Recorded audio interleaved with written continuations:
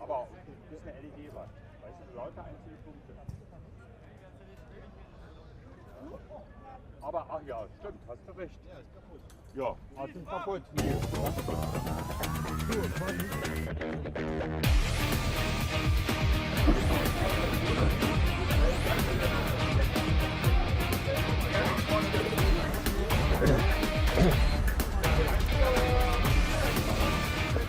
Good afternoon and welcome back to the IBSA Blind Football European Championships 2017 here in Berlin. So our next game in the playoff section is the 7th place playoff game between Italy and Belgium. Good afternoon, my name's Alan March. Alongside me is Peter Selby, our matchday commentator, and we're going to do something a little bit different as we start this afternoon's show. We've got a very special guest. This young man next to me won a Paralympic bronze medal in 1976. His name is Jens Broman, and he also designed this. This is the ball that we've been playing with. We've absolutely destroyed it because me and Pete are going to show you a few little things in a moment. But firstly, thank you very much, Jens, for joining us. What gave you the idea to create this ball that is now being used at this wonderful tournament? You see, I've been disabled my whole life myself. Is very interested in sport, a sportsman myself. Being a disabled person, I live on the philosophy that disabled persons shall have the same high quality equipment than all other people in this world. So that's why I established the company Handelize Sport, where we are designing first-class sports equipment for the disabled. And there we have the football, the futsal ball, the football for the blind. It is actually a first-class ball. It's a FIFA-approved ball. And then we have designed it in a way with some special sound devices that it is functioning, it's rolling exactly like a normal futsal ball. So we've got this current ball, but I was chatting with you earlier. We actually have a new prototype that's nearly ready to use. What's the difference between the new ball and the one we're currently using? I would say that football has been under development for many years. It's an old sport for the blind, it's more than 30 years old. But the first balls were very strange, either with the sound devices outside the ball, which hurt the players a lot, or maybe a little bell inside, and it was impossible to hear. So we have all the times tried to develop better and better sound devices, which gives a high and clear sound, and which stay durable during the whole life of the ball. And the new sound devices we are creating are more durable and gives a louder sound. Excellent stuff. Pete has actually got one of the discs from inside the ball. As you can see, we ripped it wide open, and Pete's got the little disc that was in there. There are 6 inside each of the balls, and as Pete's demonstrating there, they do rattle. During your time as an athlete, how much do you think has changed? And are we in a much better position now in 2017 where we can just take Paralympic sports forward? I think that, sports for the disabled has definitely developed a lot. Both the sports itself, but of course also the approval to the rest, approach to the rest of the world. And through, for example, a company like you, and through television, etc.,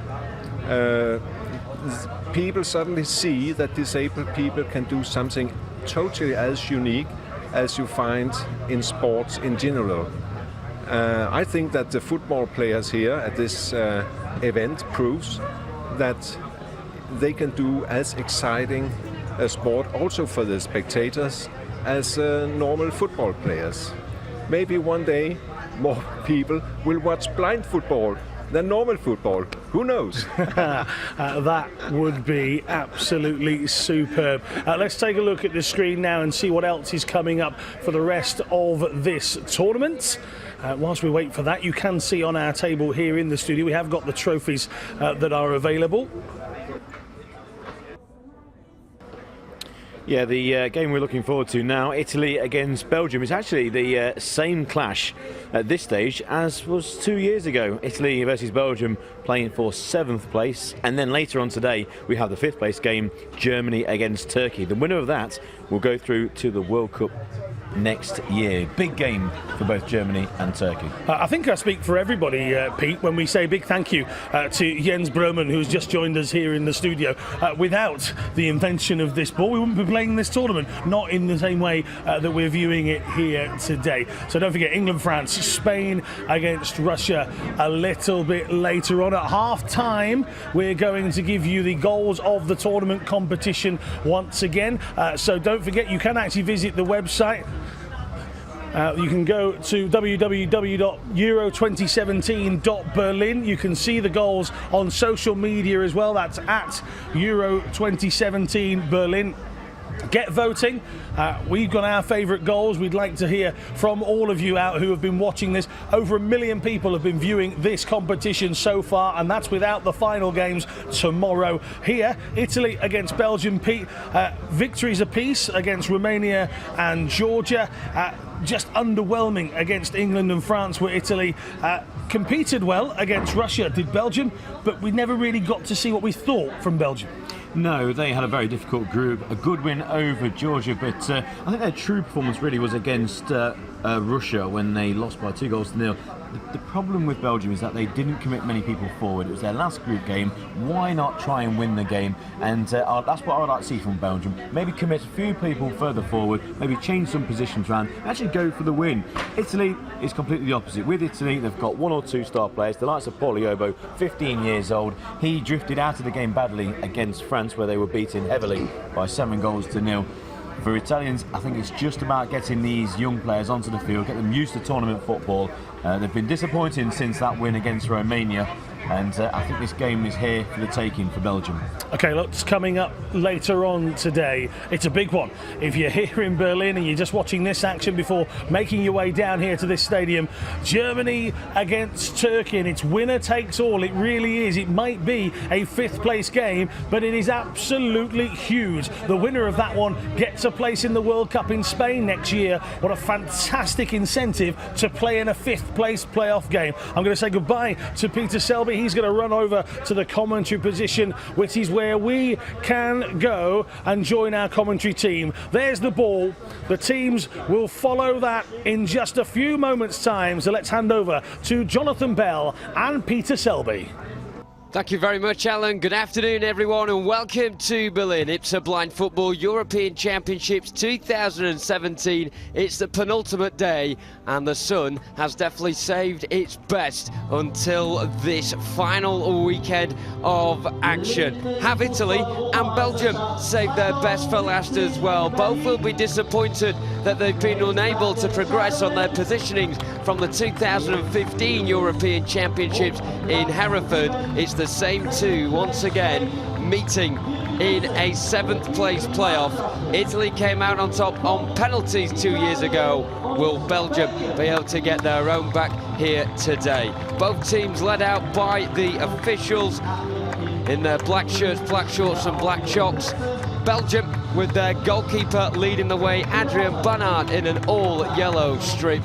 Belgium wearing the red shirts with black sleeves, black shorts and red socks. As for Italy, they're in their traditional blue shirts, white shorts and blue socks. Their goalkeeper Marco Lamacchia in all green with blue elbow pads. So both teams stand either side of the halfway line as we await the national anthems of this one. Certainly one I'm looking forward to, purely down to the fact that the weather is certainly saving itself for what should be a super game, and two teams are battling in a rerun of last tournament's 7th place playoff. Let's hear the national anthems then, starting off with Belgium. Italy.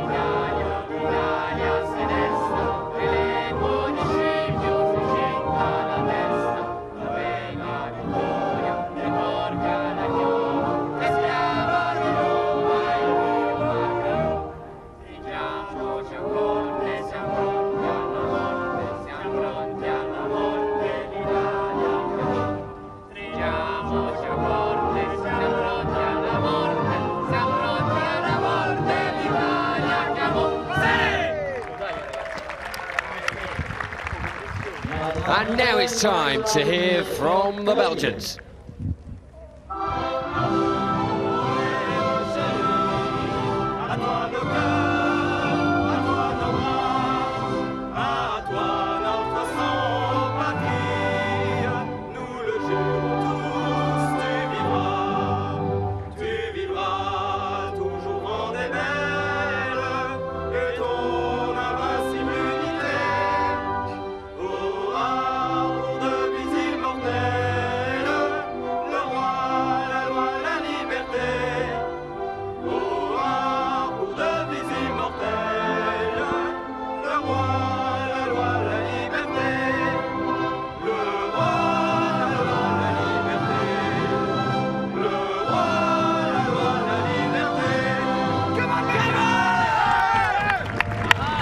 So we are all ready and set then for the 7th place playoff between these two teams to get underway. Let's have a look at how the two teams line up, starting off with Italy. And it's an interesting change in their starting lineup with Paul Ayobo, their main man, their only goal scorer in these championships, with the 4 goals he got with Romania, being dropped to the bench. Taking his place, number 6, Nicola Mauro, who's been somewhat of an understated quantity in the Italy squad throughout these championships, making most of his appearances from the bench. Fabrizio D'Alessandro, the veteran at 46 years of age, captains the team. As for Belgium, this is how they line up.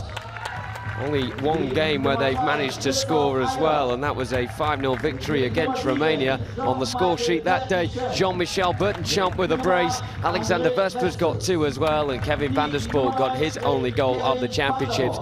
Those 3 in particular will be looking to lead the line and fire Belgium to success in this game in what has been a pretty disappointing tournament for their team. Alexandros Kampis and Tamas Jesko are the 2 officials in the centre of your screen, the 2 either side, Christian Jung to the left and Niels Haupt to the right. They will be patrolling the 2 dugouts for both teams as they shake hands with the opposition. And this is Belgium's 2nd ever European Championships. They managed to get 8th, a respectable 8th as well, at the first time of asking in Hereford in 2015. Can they finish 1 place higher and leapfrog Italy here in Berlin this time around? The sun has certainly got its hat on today. Pete's got his sunglasses on, and we're good to go for the start of this match. But first, here's the coin toss.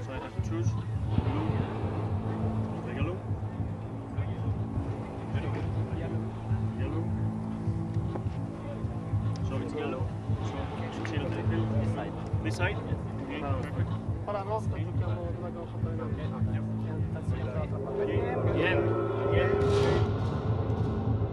So it looks like it will be Italy to get us started, and Belgium are opting to go in the half away to our right. Of course, with the players outfield, the sun shouldn't affect them too much, apart from, of course, the heat. And quite a few Belgian players are wearing long sleeves. I don't know how long that's going to last for. But as for the goalkeepers, they are sighted, and Adrien Barnet there means he will be with the sun directly coming to his eyes in the first half of this match. So an interesting decision from the Belgian captain there in the centre, Jean-Michel Bertenchamp, to go from right to left in this first period. As you can see, a glorious scenario for Italy to take on Belgium. I doubt the weather was quite this good when the 2 locked horns in Hereford 2 years ago. And the coaches shaking hands with each other. The Belgians there looking on and hoping that they can end this one on a high. I would say the word for both teams coming into this is underwhelming. They were both tipped to be dark horses in their respective groups, but it never really materialised like that. Belgium were in the group of death. It was always going to be difficult to them, with Turkey, Russia and Spain also in their group.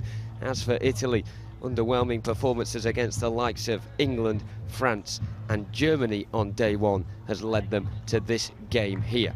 So the officials just shaking hands with the coaches from both sides. The coach for Belgium is Frederic Jacquemart, and the Italian coach is Rossano Mastrodonico.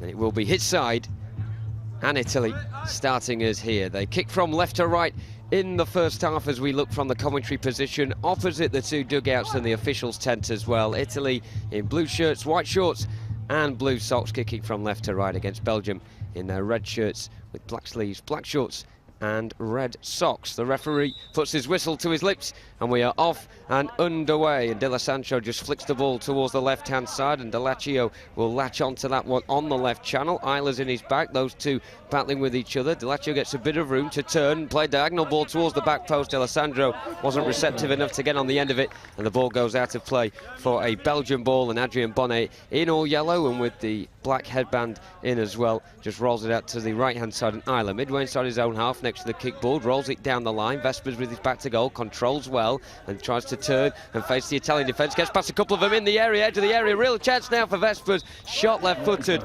just to the right of Marco Lamacchia's net, and despite the diving attempts from Nicola Mauro, the Italian midfielder coming in at the last there, he couldn't deny Vespers from getting the strike away. And Italy bowl it out from the back, and Delaccio now on the left hand side goes on the outside of Isler, but Isler is wise to it and clears it from midway inside his own half all the way through to Marco Lamacchia. So first chance of the game going to Belgium, and this is how it materialised. Vespers with a wonderful run getting past a couple of Italian defenders who I think were still in the warm-up tent there rather than realising they were in a game, very much asleep. And Belgium very close to getting what would have been their sixth goal of the tournament, and only the second game that they have scored a goal in. But the ball is back with Italy on the left, and Marco Lamacchia with two hands under arm, he just rolls it out towards the left hand side. Delaccio close towards the halfway line, not much pressure coming from Belgium here.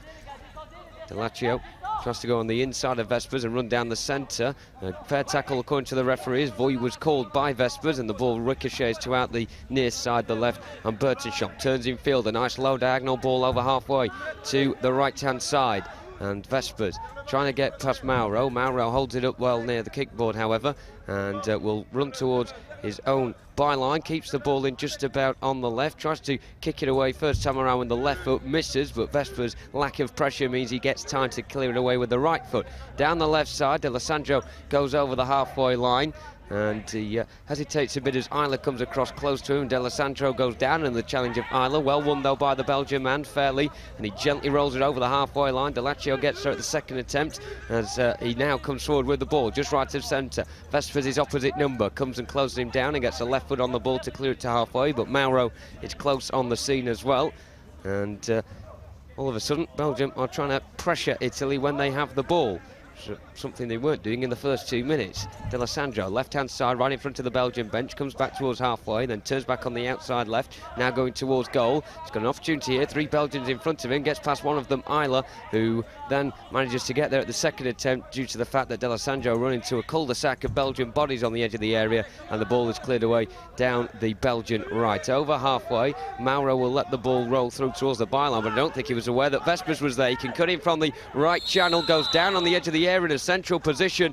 and it's the first set-piece opportunity of the game. It goes to Belgium, and I think the foul came courtesy of Nicola Mauro there, the Italian number 6. The officials just going to the far side and making that clear to the dugout. It really was a Belgian sandwich there with Vespers in between the two Italian players, and the referee has indicated it is a team foul against Italy. You're allowed 5 team fouls before you concede an 8-metre penalty. So after 2.5 minutes, Italy, the first ones to get on the wrong side of the officials. Belgium will take this one in a very central position. It's very much like a spot kick this, but the Italians have a 3-man wall to the left of Marco Lamacchia's net as he looks on. And the 2 men forward for Belgium will be the 2 to take this. Burtonshop, the number 7, stood behind Alexandre Vespers, and now the goalkeeper Lamacchia just puts D'Alessandro in the wall as well. So it looks like a very solid wall for Italy, blocking out the right-hand post, as Vespers and Burton Chomp's perspective is. And the guard behind the goal for Belgium, Damien Pourbet, just tapping either side of the goal frame. So Burton Chomp with his right foot over the ball, and Vespers just in front of him. It will be Burton Chomp to roll it for Vespers, who comes in towards the goal. A good strike, but blocked by the wall, who certainly did its job. Ricochets to the right-hand side, and Vespers goes on the outside of a couple of Italian players, shoots from a tight angle into the side netting. 0-0 after almost 3 minutes. Yes, 0-0 after 3 minutes, and rolled out to the right for Italy to start their latest attack. Up to halfway, runs into Vespers in the centre circle for Belgium. Over to the right kickboard, stops, tries to drag the ball back around the player and goes to ground. Free kick given for Belgium inside the half of Italy. Italy shooting from left to right in their blue shirts and white shorts, blue socks, the classic Italian kit with. And Belgium from right to left from our position high up in the stand behind the camera that you're watching. If you're watching the live stream, if you're here in the stadium, we're opposite the dugout where the officials have signified the second team foul for Italy. And Belgium are in black and red with black shorts and red socks. Standing over the ball.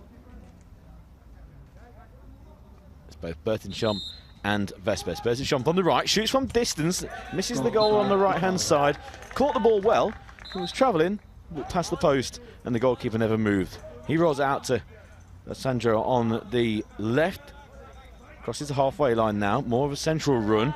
Delaccio up to the broken line, just loses the ball, runs through to the all-in-yellow Belgian keeper, who side foots the ball forward for Vespers. Vespers controls inside the Italian half, pushes one player to the ground. He's in a central position. Now he's being forced out to the wide right kickboard, loses the ball to Delaccio, who leans back into Vespers. And now his teammate Mario will bring it over halfway. Down the centre again, inside the centre circle. Bertachon gets a touch on the ball, forwards it for Vespers, who starts a run towards goal. Down the centre, into the D, left footed, can't get a shot on goal. It goes out for a goal kick. Just at the point of impact, he had to slide for the ball and didn't make good connection. It runs out for another restart to Italy. Throw down the right, finds Francesco D'Alessandro, the captain of Italy. He squares it over to the left, back inside his own half. Delaccio takes it up, bald-headed player comes forward, stops, now goes again to the broken line, stops, pulls it back, shoots from distance wide of the left-hand post. And at the moment, shots are not on target, but it's quite an open game, Jonathan. Certainly is, and both teams giving it a bit of a go, something they haven't really done in the group stage, and that's why they're here. Burton Chomp's in the centre circle for Belgium, kicking from right to left, plays it down the right-hand kickboard of Vespers, the furthest man forward for Belgium, tries to go towards the edge of the penalty area, gets brought down from behind by Delaccio, and it'll be another free kick for Belgium. Right of centre this time around, so not the ideal position for a shooting opportunity, but nonetheless a threatening opportunity for the Belgians. And the referee just goes across to the tent on the far side, indicates it's a third team foul of the game from Italy after just 4 minutes and 20 seconds. So it's a three-man Italian wall this time around. And Marco Lamaccia, the Italian goalkeeper, in all green with the blue elbow pads, is just directing his wall exactly where to stand. And now the toe posts have been tapped, should I say, by Damien Pourbet, the guide behind the goal in his grey short sleeve top, black shorts and black socks. So free kick right of centre for Belgium, 9 yards out, and it's Vespers to shoot with the left foot, and it drifts well wide of Marco Lamaccia's right hand post, and it will be a throw for Italy at the back with their goalkeeper. Bowls it out towards the right hand side and the halfway line. Mauro turns to face Vespers, plays a nice left footed ball down the right channel. D'Alessandro's not quick enough to get on the end of it, however, and it goes out for a Belgian ball. Bonnier bowls it out diagonally towards the right, over halfway, gets to the feet of Vespers, who's had a bright start to this game. Delaccio recovers, gets the last touch on the ball, but runs it out behind his own byline, and it will be a Belgian corner on the right, and they are slowly edging their way into this one of the Belgians, and if they score soon I would not be too surprised. However, they've only put 2 players up for this corner, and they've both gone across to the far side to take it. Italy with everyone back in their own penalty area, 3 of the players just sort of making a wall at the front post so that Belgium can't take the shortcut and dart towards the front post. So instead they're going to have to go round in a wide arc. Vespers will be the one to do it. In fact, turns with a nice pirouette. Right side of the area, goes for a shot on the angle. It's blocked by the legs of Delaccio, who battles away with Vespers and forces the ball over halfway. And Belgium are back in their own half of the field. It's a loose ball that Isla manages to get himself there on the end of before D'Alessandro. He then rolls it down the right channel of Vespers. Vespers right side of the area, right-footed shot on the angle. Goes straight into the hands of Marco Lamacchia, who managed to save low. He bowls it down the centre, but Bertenskamp recovers well and slides in to block the ball with his bum in the end. And then on the right-hand side, he plays it down the line and it bounces off the kickboard into the path of Vespers. Delaccio manages to get himself onto the ball first. It's been a good battle between the two number 8s. The more stockier Delaccio for Italy coming out on top, though, against the lankier Vespers. Here comes Delaccio down the centre, just towards the left-hand side. Isla with a really good tackle there.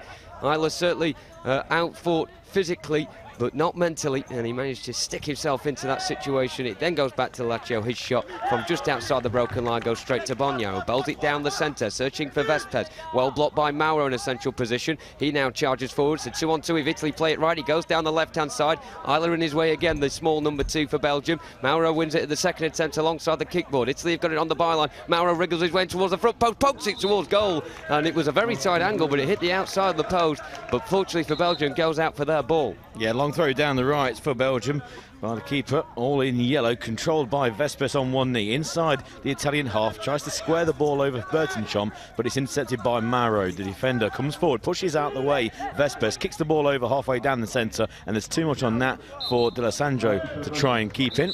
And another throw out for the Belgian keeper, this time down the right to the feet of Vespers, who's well inside the final third, turns away from Delaccio, now drifts inside on his left foot, just pokes the ball a bit too far across the D, and his shot from the angle is blocked at the near post by the goalkeeper, and it goes out for a corner to Belgium. Good play there by the keeper originally with a pinpoint throw down the right. There was less on the ball, there was less pace on the ball, which meant that not only could Vespers control, but then he could start his run quickly, which meant the defence were not ready, and that's how he got his shot in. But it's a corner on the left for Belgium, and it's Vespers along with Bertenskamp.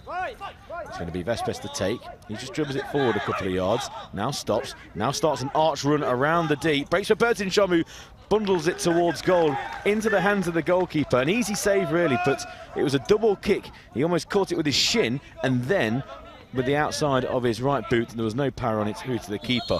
Mauro down the other end just gets pushed by Bertenskamp and goes over for an Italian free kick on the broken line, a yard in from the right kickboard, and it's another team foul. This time against Belgium. It's 3 actually for Italy in these first 6.5 minutes. They can only allow 5, remember. Any more 8-metre penalty kicks, and the drama of those 8-metre penalty kicks last night, Jonathan, in those epic semi-finals. There's a substitution as well for Italy.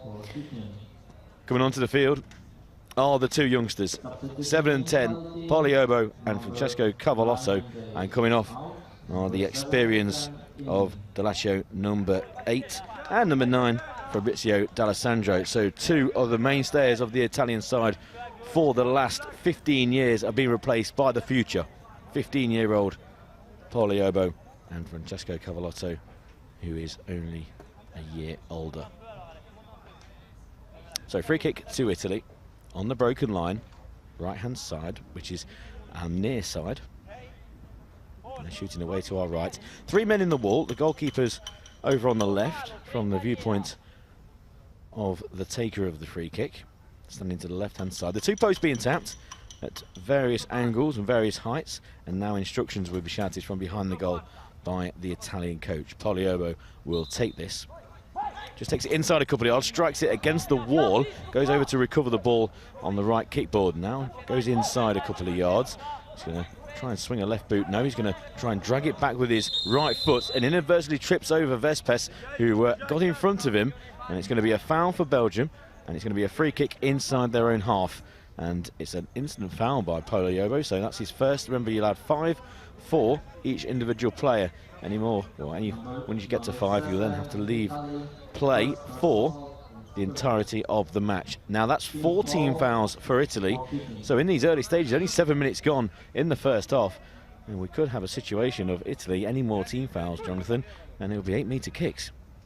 Yeah, risky stuff from the Italians in the early stage of this game. Free kick for Belgium midway in their own half right of centre. Bertenschamp slowly encroaches the halfway line with the ball and plays it low over halfway into the Belgian box. It goes past 2 Italian defenders. Vespers couldn't gather the possession, and now Mauro for Italy comes down the right, pokes into the direction of Pauliobo with the black trainers, and the blue shirt tucked into his white shorts, goes down the left side of the area, shoots towards goal, and Bonnier manages to claim it at the second attempt. The first time he parried it upwards and managed to catch it before it went behind him. He bowls it down the centre. Vespers latches onto it, right side of the area, tries to shoot on the angle low with the right foot, and he just didn't get a clean connection on it, and it just goes out in front of him directly for an Italian ball. Ball down the left, over halfway. Cavallotto couldn't control it under his foot next to the kickboard, and Isla has got the call from his goalkeeper just to let it roll out, and Belgium will start from the back. Bonnier all in yellow, bowls it down the right-hand side of the goalkeeper, over halfway. Vespers picks up possession right next to the kickboard, coming inside, just toying with Cavallotto at the minute, goes on the outside on the Belgian right, the far side, cuts inside onto his left foot, strikes low towards goal, took a deflection on its way through, and Lamaccia had to be wise to that one, low to his right, just managed to change his body direction due to the deflection and then flip it round the post with his right hand. But Vespers has seemed by far and away the most likely person to get a goal for either team in this match so far. And it'll be a corner for Belgium on the near side there left. Bertenschamp and Vespers stood over it. Everyone back for Italy, just those two forward for Belgium. Bertenschamp the left side of the area, goes for a toe poke towards goal. Very low pace on that one, but it still takes a nick off an Italian shin. It'll be another corner, again on the Belgian left, the near side. Away to our left as we look in this first period. The glorious sunshine of Berlin still sun-kissing this glorious facility. Bertenschamp with Vespers. And they're both facing each other here, so it'll be this time Vespers to have possession. Bertenschamp tries to block a few defenders, but lovely turn in the area by Vespers, turning it from one foot to the other, then got to the front post, right-footed effort wide of the far stick.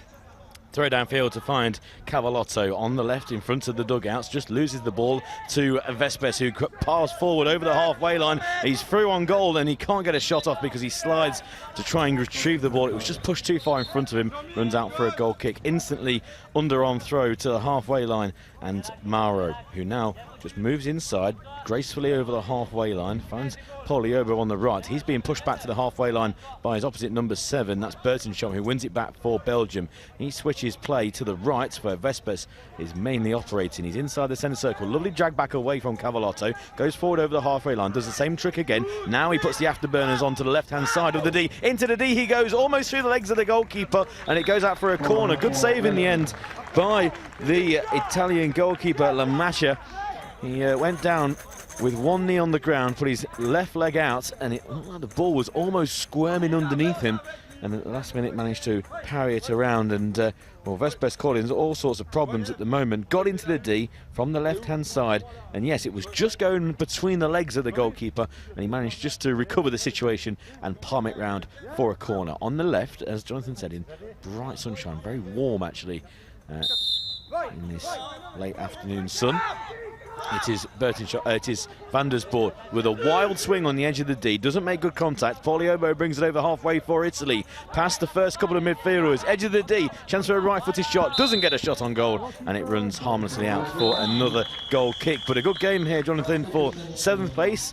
It is the same fixture that was for 7th place 2 years ago in Hereford, and a substitution is being made.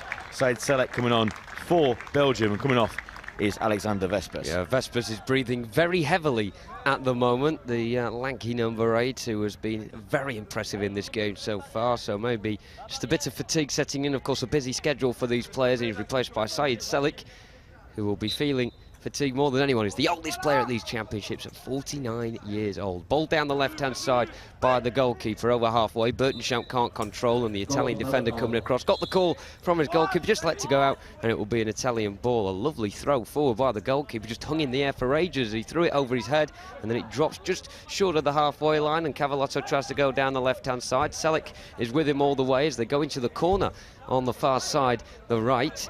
And Selek then goes down under a challenge by Cavallotto, a 17-year-old against a 49-year-old, and neither coming out on top. So Van der Spoor, the big number 9 for Belgium, goes across to the far side, wins the ball, he dribbles his way forward. Inside now he goes. There are 2 players up for Belgium and everyone back for Italy as they just cross the halfway line to Belgium now with Burtonchomp wriggling from the left side all the way towards the right. Well tackled by Cavallotto on the left side of the area for Italy. He tries to pick up the loose ball, but Burtonchomp is there first, holds off Cavallotto behind him. He's got his back to goal alongside the far kickboard. Then he goes back into his own half due to the pressure. He comes round in a wide arc towards the near side, the left, trying to get past his opposite number 7, Pauliobo. Does so as well, and now he darts across to the far side. He's struggling here, Burtonchomp. Everyone on his team is in their own half, and Burtonchomp has been tasked to take on the 4 Italians himself. He's forced into the edge of his own centre circle in his own half. Pauliobo tackles him, so it ricochets to the edge of the Belgian box. Van der Spoort tries to bulldoze his way through. Pauliobo, who's up now for Italy to try and win possession. Van der Spoort on the Belgian right, forced into the kickball by Pauliobo, who certainly meant more than his match here in Van der Spoort, who must wait twice the weight of Pauliobo. But Ayobo giving all he's got. He rolls the ball back towards the halfway line, does Ayobo, and Italy pick up possession with Mauro. Left-hand side, dribbling down that side, outside of Salek. Left-footer shot coming in on an angle, and it's blocked by Van der Spoort on the edge of the area to put it out for a corner on the far side for Italy. And they can give their defence a bit of a respite, because it has been mostly Belgium in the first 10.5 minutes of this game. So Italy with the corner, not really throwing caution to the wind by just putting the 2 players up, Ayobo and Cavallotto, the 2 corner takers on the far side. Ayobo leaves it for Cavallotto to dribble with it. Left corner of the area, forced back by Salek, and Salek wins the ball as well. The loose ball breaks, and both players pretty slow to react. They're trying to locate the rattle in the ball just on the edge of the defensive zone, and it's won by Mauro. Now on the edge of the centre circle, begins to motor forward down the left channel, gets towards the area, forced out wide towards the byline. Did it take a deflection off a Belgian shirt? Last, the answer is no. The referee says Mauro ran it out of play himself, and it will be a goalkeeper's ball. Bowled out by Bonyard towards the left-hand side kickboard. Over halfway, Burtonchomp runs with it. Left channel of the area, shot low with the left foot towards the far corner, but Lachia is down low together. Again, it's a looped throw over his head forward towards the halfway line. Ayobo beats Burtonchomp, runs into the attacking zone. Left side of it, left footer shot. Absolute cracker of a strike. A great save onto the post by Bonnier. But Ayobo is on the left-hand side still. It's a tight angle near the byline, and he hits the side netting, but that is exactly what Paul Ayobo can do. Picking it up from deep, running in from the right-hand side. A left footer shot towards the top right corner of the keeper's net, who managed to equalise the pressure of the ball by tipping it onto the post. Yeah, an amazing shot and a fantastic save, tipping it onto the post. The game's underway in the centre circle with Pauliobo for Italy. Pokes it back towards his own D. Could it inadvertently play Burtonchomp through? It's a corner because the Italian number 2, Cantalaria, just had to play it behind. It was a mistake by Pauliobo in that centre circle, which has led to this corner for Belgium, but a really good save by the Belgian keeper, Bonnet, only a few minutes ago. Cracking shot from Pauliobo, but palmed onto the post. It's heading for the near top left-hand corner. Corner on the left for Belgium. Taken by Van der Spoort. He's making an arch run around towards the centre. Shot comes in, but he makes more of a connection with Mauro, who brings it over halfway for Italy than he did the ball. He's by the left-hand kickboard. He's got Pauliobo for company. Lovely back heel. He's on the left-hand side. Shot comes in, but it's wide of the near post. It was virtually taken from the corner D area. Long throughout for Belgium. Downfield on the left. Burtonchomp can only deflect it into the goalkeeping square. And Lamachia will just pick the ball up. Overhead throw down the right. Bounces over the halfway line. Cavallotto's trying to chase. At the moment, he's not going to pick that ball up because it's run straight through for Belgium to defend inside. Selec tries to turn away from Cavallotto. He's inside his own third on the right kickboard. Dangerous there because if he loses it, he's on the edge of his own D. Van der Spoort's behind him. He's tackled by Cavallotto on the left of the D, stops, tries to drag back. He's got Pauliobo square. He's by that left kickboard, tries to turn his man low. Shot comes in near post into the side netting once again. Again, not the greatest angle in the world to take a shot from. Very acute on that left byline. Burtonchomp in the centre circle, tries to run over to the far side, the far right for Belgium, beats Pauliobo. He's up to the broken line, just misses control now, has to go over to the kickboard to use it to then gain control of the football. All the time he's just making his way down that right side. Now he comes back towards the central position. Pauliobo with a crunching tackle, fantastic challenge, 7-on-7. Pauliobo herring downfield, almost collides with Iders, who just pokes it back over halfway down the centre for Burtonchomp, who's now got to his feet, but it's brought out by Mauro over halfway for Italy, dragged back away from the Belgian defence. Now he's running straight through them, goes to ground theatrically, nothing given, and the goalkeeper can throw out. Yeah, the referee pointed to his ear there, saying he heard the call of void by Van der Sport, so no wrongdoing. Burton Shop at the other end. He's got two Italian blue shirts around him on the edge of the area. One of them, Cavallotto, clears to the right, and Italy are now the ones on top, marching forward with Ayobo. Down the centre, he's got three red shirts around him, tries to go on the outside, the left. He runs into trouble, though, and it goes all the way out of play for a Belgian ball, who will soon be making a substitution. Not yet, though. Bonyard, all in yellow, which is very appropriate for this weather, rolls it out to the right, and Salek midway in between the byline and the broken line, comes up towards the broken line now. He attempted to pass it, he didn't get much purchase on it, so Ayobo could come onto a loose ball, and Salek goes across to that kickboard on the far side to try and meet him. Ayobo falls to ground, Sayek comes out on top in that physical battle, and Salek tentatively comes up towards the halfway line. You can see why he's a defender rather than a forward, and he leaves it for Burtonshomp now to show what he can do. Left corner of the centre circle, inside the Italian half. He's got four blue shirts in front of him. He goes inside of them all, right for the shot towards the far corner. It's not the most powerful of efforts, certainly not accurate either, and it goes wide of Lamachia's left-hand post. We will have a substitution for Belgium now. Coming onto the field is Alexander Vespers, and leaving the pitch is Syed Salek, and this is Belgium now beginning to return to their more offensive style. 14 minutes gone, it's goalless, but very entertaining goalless draw. At the moment, the goalkeepers are not being worked enough for my liking. There are plenty of shots coming in, but most of them are going wide, and it's just that one tremendous save by Adrien Bonner for Belgium, tipping a Paul Ayobo special onto the post. Throw out by Lamachia, finds Maro in the centre circle, now goes straight towards the edge of the D and just runs the ball into the defence and carries on his run through without the ball. Paul Ayobo on the broken line. On the right, gets past Burtonshop, he's still on the broken line. Coming across is Vespers.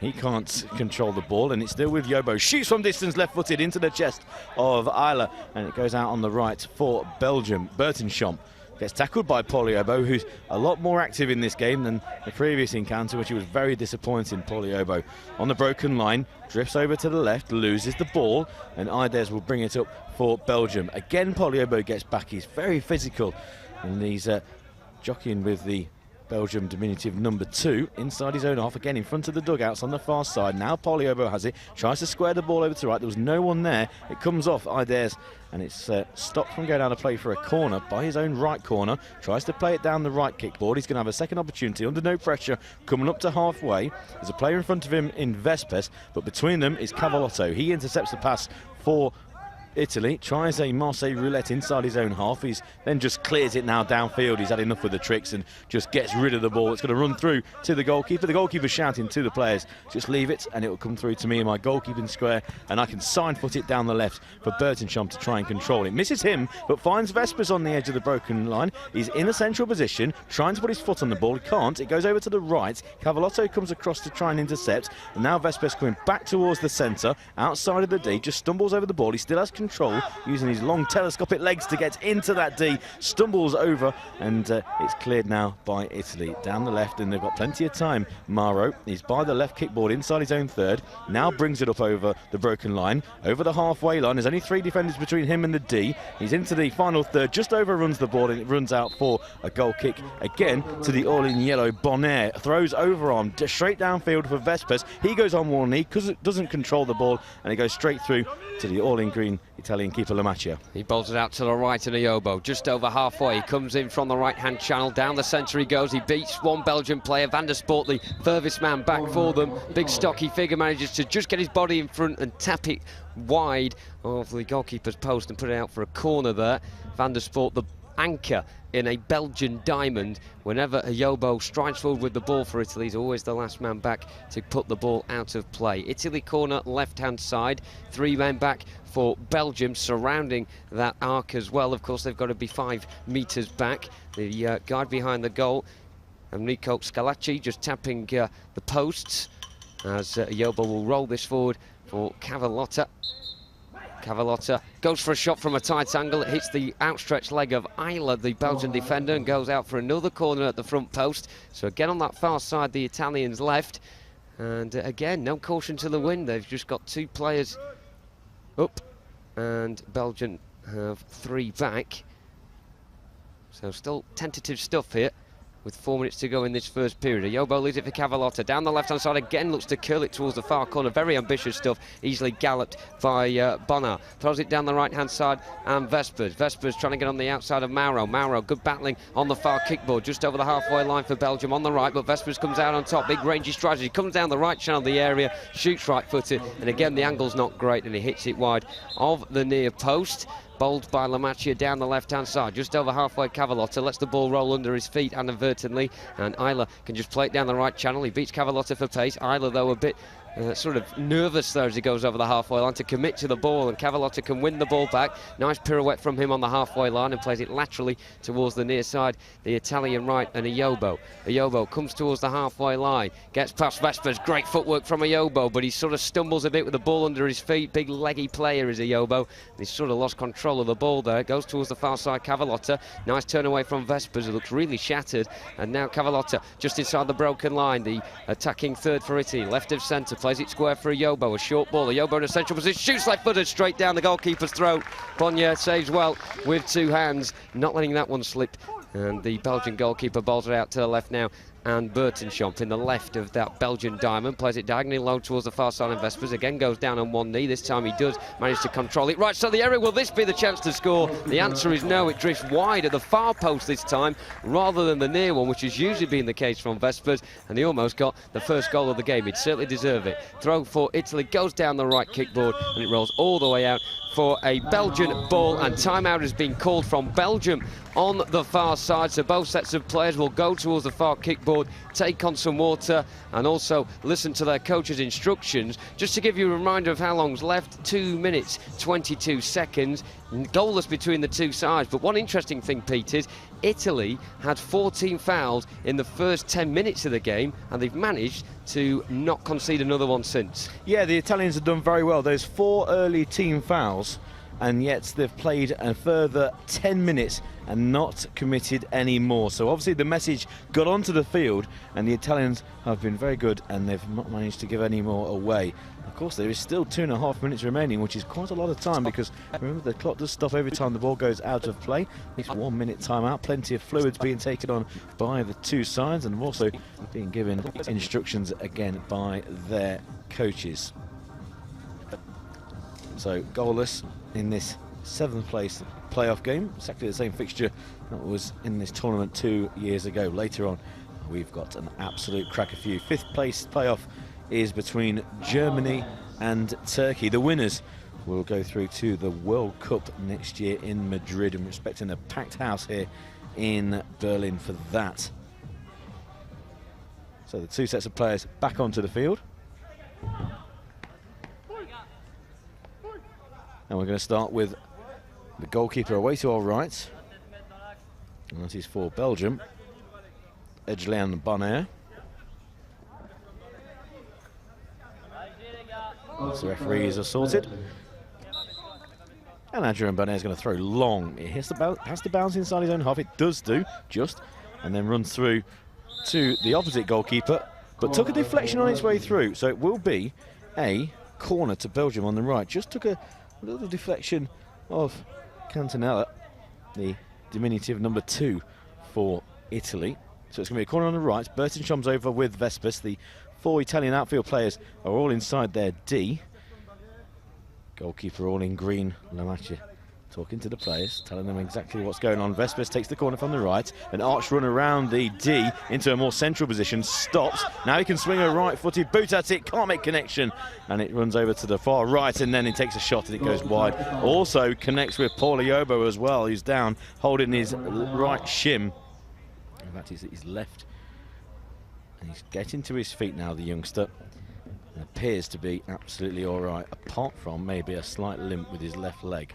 But hopefully he can run that off and he'll be back on. We've had some remarkable feats of players being carried off with all sorts of injuries and then making an appearance later on in one shape or form. Cavalotta in the centre circle, tries to play it forward for Mauro, but it was collected by Elders, who just plays it over halfway down the centre for Vespers. Vespers past the broken line on the left by the kickball. He's got Yobo behind him.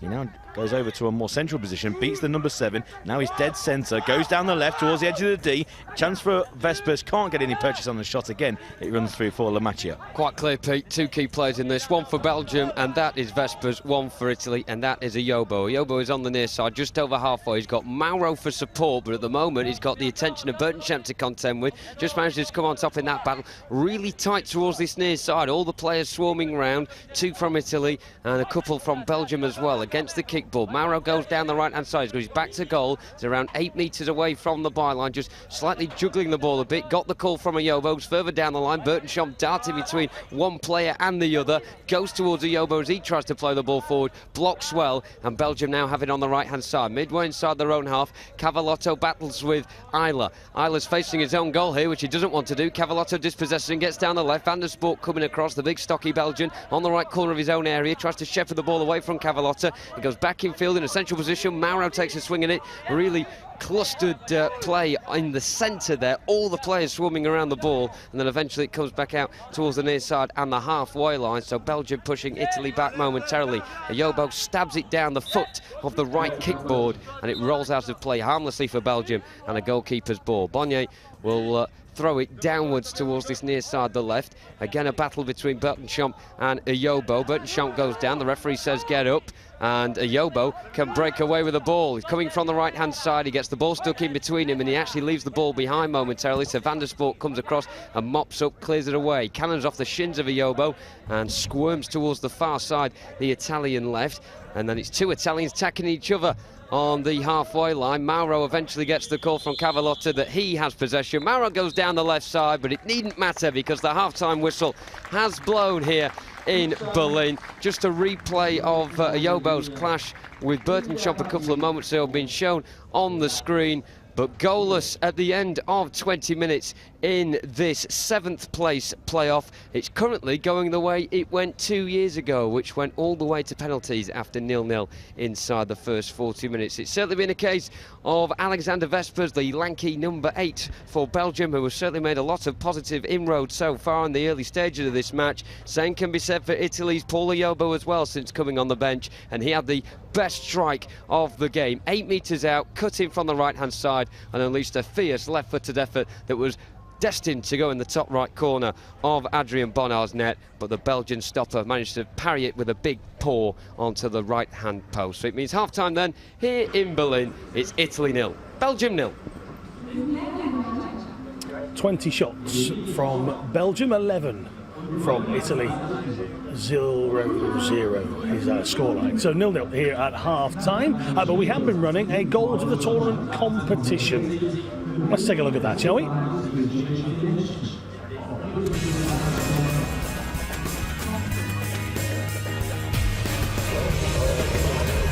Women's have certainly done a good deal of training coming into this one. Last year they had the Four Nations Championships, which they finished second in. And right now they're leading on day one of these European Championships. Fangman, oh, he scored a wonderful goal. Took the ball on halfway, just wriggled his way towards the right side of the area and unleashed a right-footed firecracker into the roof of Marco Lamacchia's net. Celebrations absolutely fantastic with the rest of his teammates, but what a strike from the edge of the D. The Italians there couldn't stop him.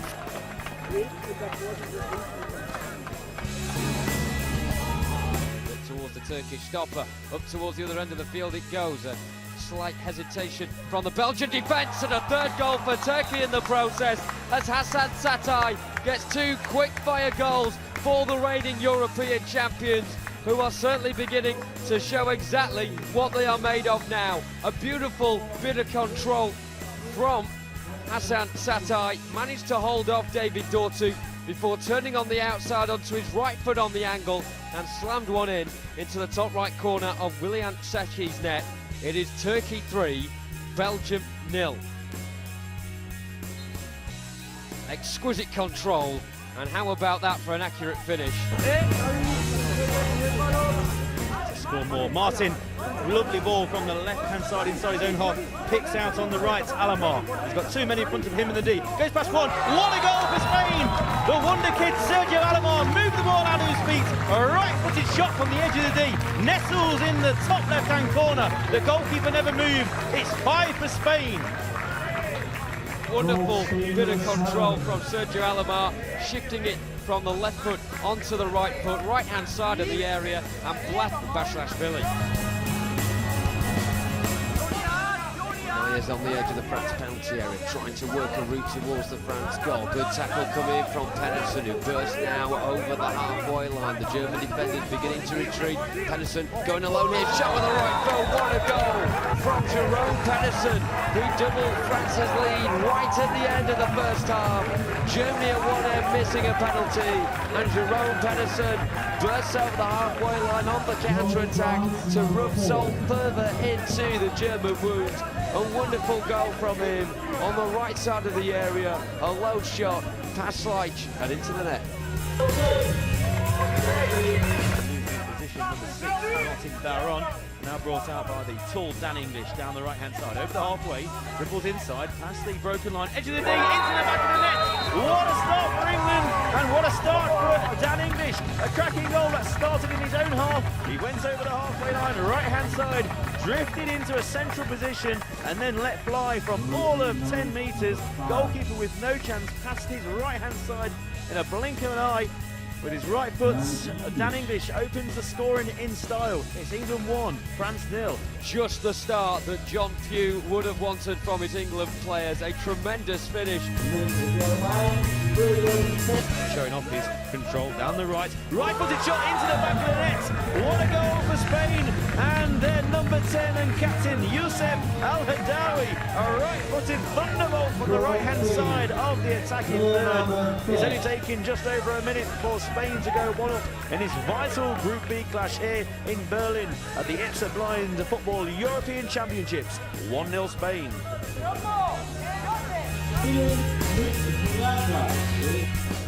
Riviere now with possession on the left-hand side, just trying to turn back and face the goal edge of the attacking zone. Oh no, what a shot from distance from Gael Riviere out of absolutely nothing.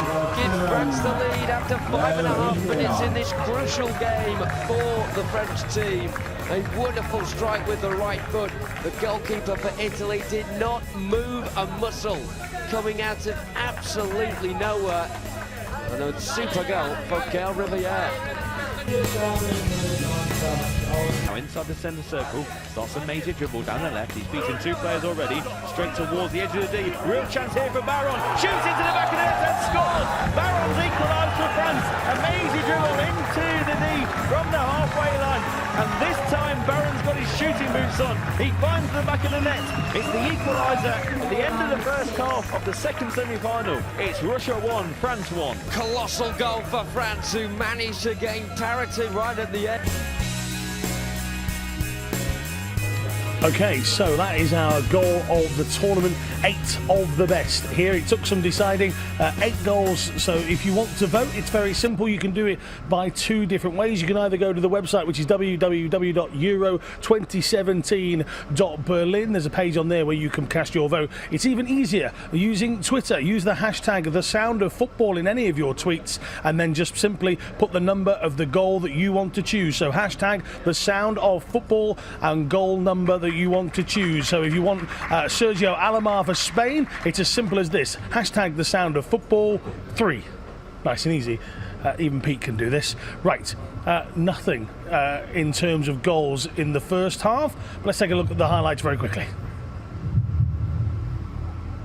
Yeah, goalless at half-time, but a very entertaining game. Plenty of shots on goal, and that's a prime example of the chances that we've had. Players like Vespers and also Poliobo getting into good positions, but not making the goalkeeper work. 1 or 2 decent saves, but plenty of shots off target.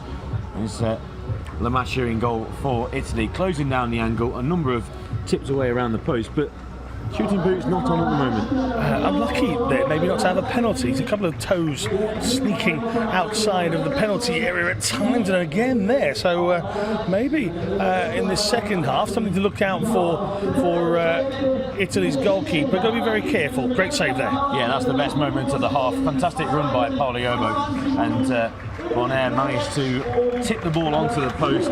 Yobo has really had the bit between his teeth since he came onto the field.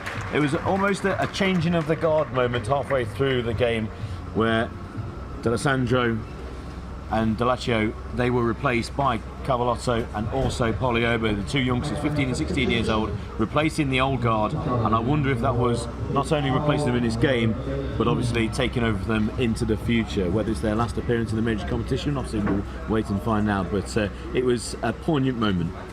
Okay, so the two teams are back out on the field. We can hand over once again. Are there going to be goals? Let's hear from Jonathan Bell and Peter Selby.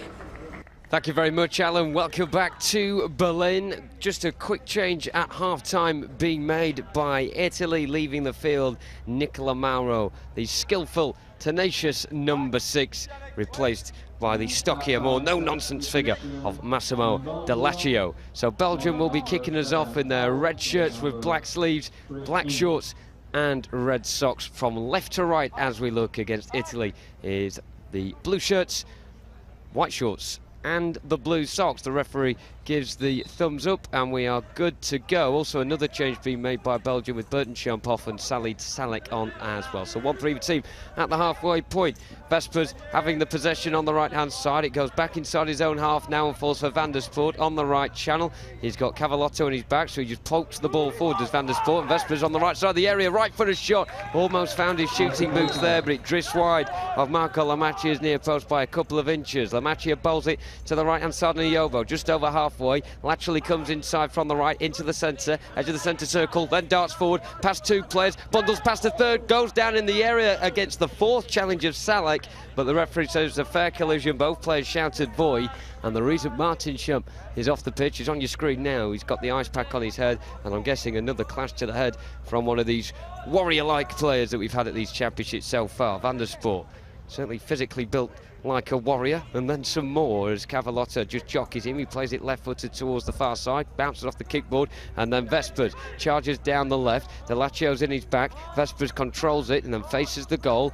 Goes down the left channel towards the byline. It ricochets through to the keeper, Lamacchia, who parried the ball outside of his area. Bit of a blunder from the keeper. Can the Italian defenders spare his blushes? The answer just about for now, yes. Vespers, though, picks it up left side of the area, gets towards the byline, goes out of play, and Lamacchia this time around, I think, just wipes the butter off his hands on his shorts and then throws it down the right side, goes over halfway. Ayobo comes in from the right channel. Vespers manages to retrieve the scenario, just jockey him a little bit and keep Ayobo quiet, but then Ayobo goes on the outside of him alongside the kickboard, still keeping the control of the ball is Ayobo, then goes onto his left foot, 8 metres out, dead central, and then he runs into a bit of Belgian traffic there, and they can clear the ball down the right hand side. Van der Spoort, as Pete likes, is more in a front position now. He was defending at the first half, goes down the right hand side, gets to the corner of the area. Cavallotto plays down the left channel, over halfway, a breathless start to the second half, just like the end of the first, Pete.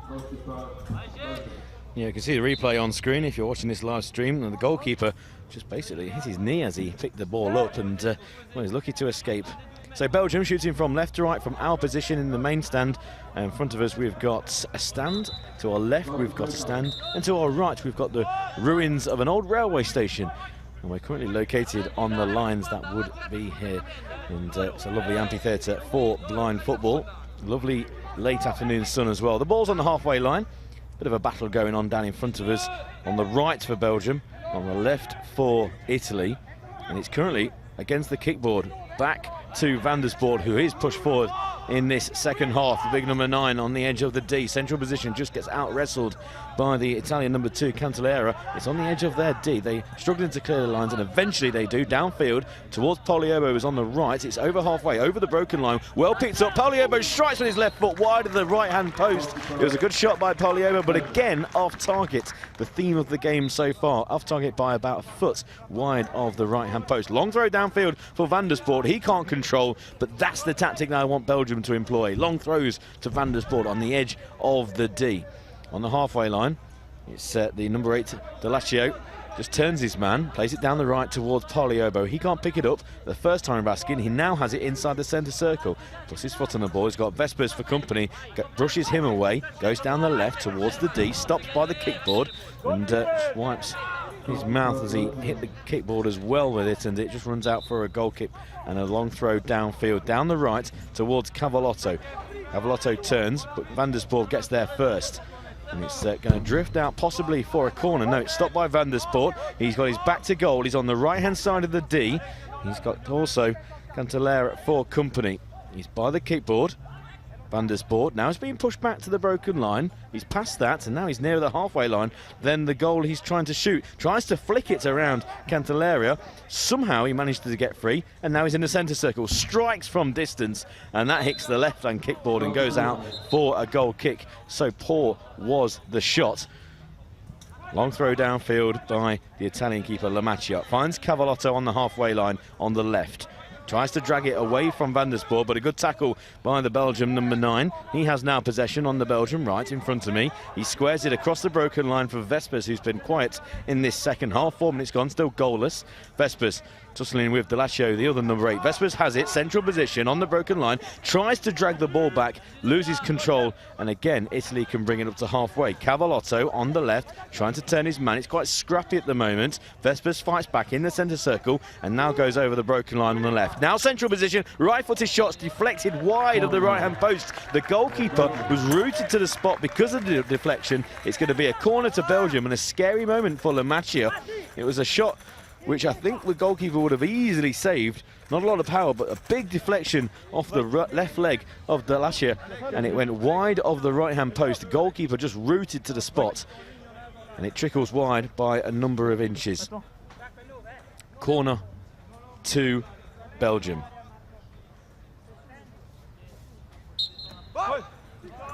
Vespers will take along with Van der Spoor. He goes back to the broken line. Vespers in a central position, can't get a shot off. Delaccio up to halfway along with Cavalotto and pushed to the ground is Vespers. The referee's got his whistle to his mouth, but nothing given. Cavalotto down the left. He's into Belgian territory. In fact, he's by the D, but he's trapped against the kickboard. He's got Said Selek all over the back of him, the oldest player in this tournament. Back to the broken line against the left-hand kickboard. And the youngster Cavalotto taking his time back to the halfway line, switches play down the right where Poliobo is. He's going to have his work to keep this from going out of play. He does keep it from going out of play by the right-hand side. Kickboard goes to ground under a good tackle by Vespers. It's back towards the halfway line, and Delaccio, who beats Vespers down the right kickboard. He's got plenty of men forward here for Italy, and there's a clash of heads by that right kickboard, and it's going to be an Italian free kick, and there might be a number of injuries here because of that clash of heads. It's Delaccio holding his nose, and the free kick will be given for a no void called by the Belgium number 8 Vespers. There's going to be a substitution as well. Van der Spoor will be coming off the field, number 9. That's the first team foul of this half. So Van der Spoor is going to be replaced by Bertenschamp. So 9 will be replaced by 7. Bertenschamp coming onto the field. It will be with Italy and this free kick. A yard in from the right kickboard, deep inside the final third. Poliobo standing with Delaccio. 2 men in the wall, although across comes Bertenschamp to make it 3. And in fact, they're adding a 4th as well. So all 4 players in a wall covering the near post. Poliobo listening for the taps of the post. That's the near post being sounded, and then it will be the far side, which will be the far left for them. And now the instructions given out. Goalkeeper Bonnet crouches down low on his goal line, all in yellow, the goalkeeper. It's going to be Poliobo from the right. Left-footed shot straight at the goalkeeper, who just parries it and picks it up at the second bounce. Underarm throw to the halfway line. Down on one knee is Bertenschamp, controls. Now he comes up to the halfway line in the centre circle. Across comes Poliobo and tackles the Italian number 7, Bertonchomp, who thought he had a lot more time than he did, but he does well, wins it back, and now goes over halfway down the centre. He's got Delacio in front of him, just stumbles over the ball in the centre circle, goes to ground, nothing given, and Delacio can bring it out for Italy over the halfway line on the right. Now he comes across to the left, more central actually, Delacio, just outside the centre circle. It was almost pulled to ground there by Bertonchomp, but he's still going across the broken line. 2 men left, forced out wide to the left on near side where Pauliebo takes over. He makes an arched run back to the centre, stops in the centre circle, now goes down the left-hand side. Shot from distance, hits the post, hits the right hand upright and comes out to the edge of the D and brought out by the Belgium number 7, Bertonchomp. Bertonchomp over halfway gets brought down by Pauliebo. That's a free kick just inside the Italian half, and I think a little bit of frustration in that tackle after his earlier left-footed effort hit the right-hand post, and it could even possibly be a yellow card for the young number 7. It was a deliberate trip on his opposite number. Seeing a replay on screen if you're watching the live stream of Pauliebo. Shot from a central position just outside of the D, and it hits the right-hand post and comes back out. If you are watching the stream, then follow us on Facebook and also on Twitter at Euro 2017 Berlin. And then you can also use the hashtag #TheSoundOfFootball, and why not vote for our goal of the tournament competition. Lovely little Marseille roulette by Vespers into the D, runs into the goalkeeping square, just slightly overruns the ball, Alexander Vespers, and again he's done that on a number of occasions in this game. Long throw down the right, he's just going to run out of play for a goal kick to Belgium. And there's going to be another substitution. Van der Sport's going back on, and it's going to be Alexander Vespers who will go off. There's rolling substitutions in blind football. You can have 6 per half.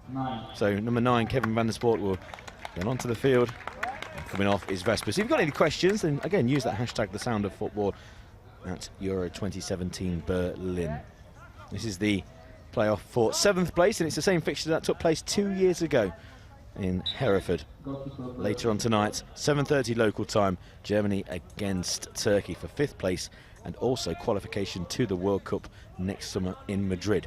Ideas down the left, plays it towards Bertonchomp, but intercepted by Delacia, who brings it up to halfway in the centre circle for Italy. Now over the halfway line, past the broken line on the left. He's got 4 Belgian players around him, swings a right-footed shot that goes nearer the left corner than it does the left post, and goes out for another goal kick by Bonaire. Just drops it out of his D to the right where Salek is. And Salek will control. Side-footed ball from his right-back position all across the halfway line to the left. Bertonchomp controls for Belgium. He's going to be the main threat now. Halfway line, past the broken line. Shot comes off Cavalotto, who was only a couple of yards in front of him, and goes over to the right for Italy. Pauliebo picks it up, and now he puts the afterburners on across the halfway line, takes a shot from outside of the broken line, and it's stopped by Van der Sport, but it's down by the left corner, and chasing it is Pauliebo, picks it up once again on the left, now makes an arched run around the D, 8 metres from goal, just overruns the ball and loses possession. Ideas, the other youngster, this time for Belgium, 2 future stars, knocks it downfield, out of his own half, into the Italian territory. They do exactly the same, play it forward, and Salek goes on one knee, tries to control the ball, and Pauliebo runs straight into him, nothing given, both said voy, and it's going to be a substitution. A goal kick will follow to Belgium, and a substitution for Italy. Coming on is Francesco D'Alessandro, the captain of Italy, and coming off is the youngster number 10, Francesco Cavalotto. 7.5 minutes gone in this second half, still goalless. If it does remain goalless after 40 minutes, then it will be penalty kicks. Best of 3, and then sudden death if it's still a tie. Long throw down the right by the all-in-yellow Bonaire. Controlled by Bertonchomp on halfway, stops in the centre circle, tries to drag the ball back, and it carries on moving over to the left, but he does retrieve the ball back on the halfway line. And now inside his own half, and across comes D'Alessandro to try and win the ball, doesn't.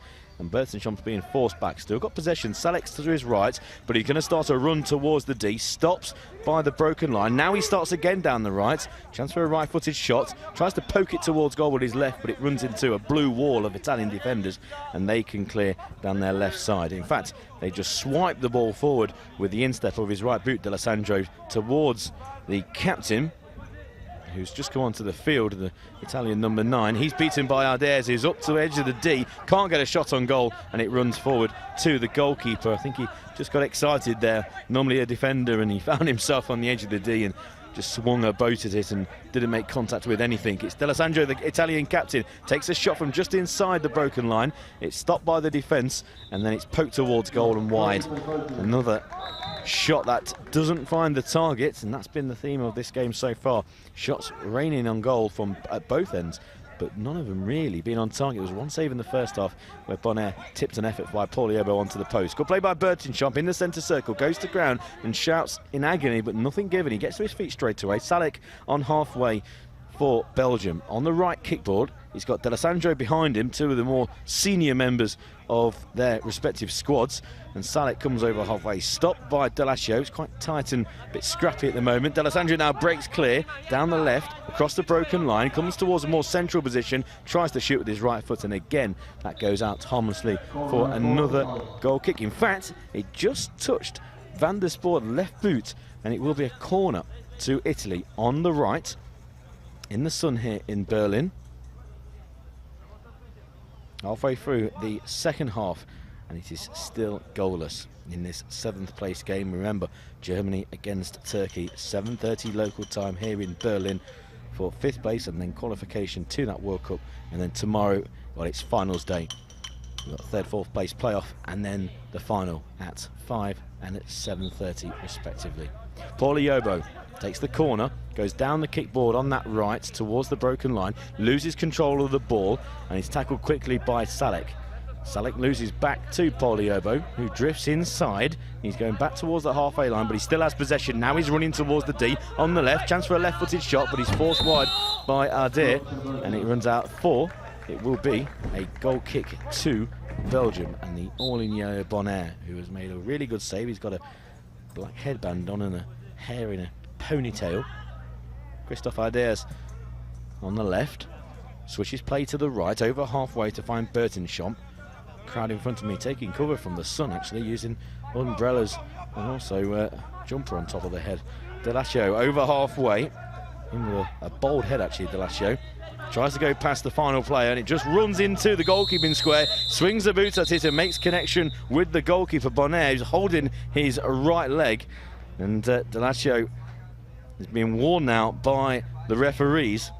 A little bit overexcited there, got into the goalkeeping square and then swung a boot. He's going to be given a yellow card. So yellow card for the Italian number 8, Massimo D'Alessio. And it will be signified to the bench as well. Yeah, dangerous moment. You need to be very brave to be a goalkeeper. Prime example of the fact of a player bearing down on goal. The ball's too far in front of him, so it's not going to go in the back of the net, but he's going to carry on his run and then at the last moment try and swing a boot at it and quite often catch the goalkeeper. So a yellow card to Massimo D'Alessio. 10 minutes to go, still goalless, 1 team foul each, and a substitution for Belgium. Coming on is Alexander Vespers, their main attacking threats. Coming off will be the number 7, Bertinchomp, Jean-Michel Bertinchomp. Number 7, out. Number 18.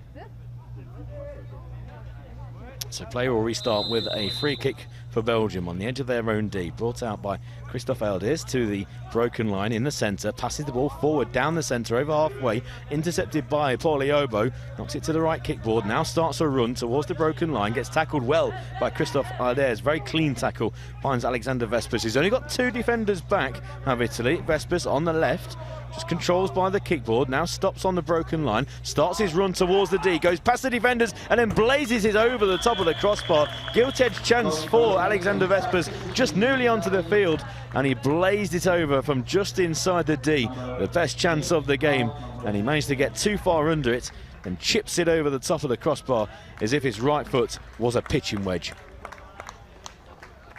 Substitution for Italy. D'Alessio comes off, and coming on is number 6, and that's Nicola Maro. So play will restart on the right-hand side with an Italy ball, and Lamacchia just assesses his options, then bowls it down the left-hand side, bounces a couple of times before it reaches halfway, and Mauro on the left comes inside, very slowly indeed, everyone back for Belgium. Mauro tries to worm his way past Vespers, gets down the left side of the area, gets the fortuitous break, gets the shot away with the left foot, and he hits it again towards the near post. It's been the story of the game so far, and it goes out of play to Adrian Barnes' right-hand side. He then bowls it down the right channel along the kickboard, not controlled by Vespers, and Lamacchia now has it down the other end. Overarm throw towards the right. Ayobo stood on the halfway line, hugging the kickboard. He had his back to goal, and Vespers immediately comes onto the scene. Ayobo's initial control was pretty poor as Ayobo tries to keep possession. Both players wearing very traditional black trains, it has to be said. Ayobo goes down under the challenge of Vespers. The ball's still not moved, and the referee's going to have to intervene soon. He does, and he gives a free kick in favour of Belgium. Ayobo there keeping the ball for far too long. It'll only be a personal foul against the number 7 for Italy. However, a set-piece opportunity nonetheless for Belgium in this very tight affair with 9 minutes to go and the game still goalless. The third personal foul of the game for Paul Ayobo, and Vespers just currently doing his right lace at the moment before he takes this free kick. It's right next to the kickboard on the far side, the Belgian left, and a couple of feet over the halfway line. So the arms being raised by the referees to indicate the indirect free kick and the personal foul as well. And Isla just taps it forward for Vespers to run at De La Sandro, who's very loud in his calls for Voy, and he wins the tackle as well. He's just as vocal with his feet, comes over the halfway line, slowly plods forward towards the back three for Belgium, who stand off him. He gets a right shot away, and it's straight down the throat of Bonya, who can gather it up and throw it down the right, past the halfway line. It's a collision between Vespers and Ayobo, and it's Vespers coming out on top, manages to get the ball in the corner on the far side, the Belgian left. He then retreats back towards the broken line due to the pressure of Ayobo, tries to get round him for a second time on the outside, does as well. Vespers in a more central position now, trips under the challenge of De La Sandro, the Italian captain, and that will be a free kick for Belgium and a third team foul of the second half for Italy, and they are slowly beginning to tot up now, and Van der Sport has come across to take this free kick, and he's got one hell of a strike on him after myself and Pete saw him in warm-up before this game. There was one point where his own goalkeeper Bonnet was ducking out of the way of the ball. So Van der Sport steps up for it, just a couple of yards into the final third, and it's a 4-man wall for Italy on the edge of their own penalty area, and Marco Lamacchia is just giving them their orders as to exactly where to stand. They'll be stood to the right of Marco Lamacchia as he looks from his net. So Vespers is stood behind Van der Sport. It's a 4-man Italian wall. Everyone else back for Belgium in their own half. So just Vespers and Van der Sport tasked to fly this one into the back of the net. The post being tapped behind the goal by Damien Pourbat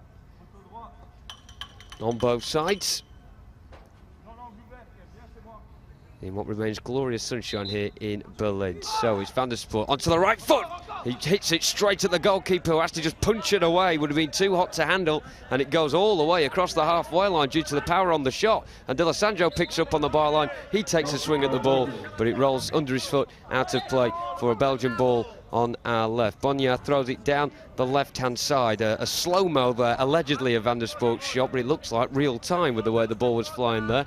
Isla plays it down the left kickboard along to Vespers, who comes in from that kickboard, then retreats back out to the left-hand side, charges towards the byline. He's got a man in his back who is Catarinella, and then Vespers gets towards a tight angle, wriggles towards the byline. The ball got stuck under his feet, and once again Vespers just not with a finishing touch in front of goal to supply a first goal in this match.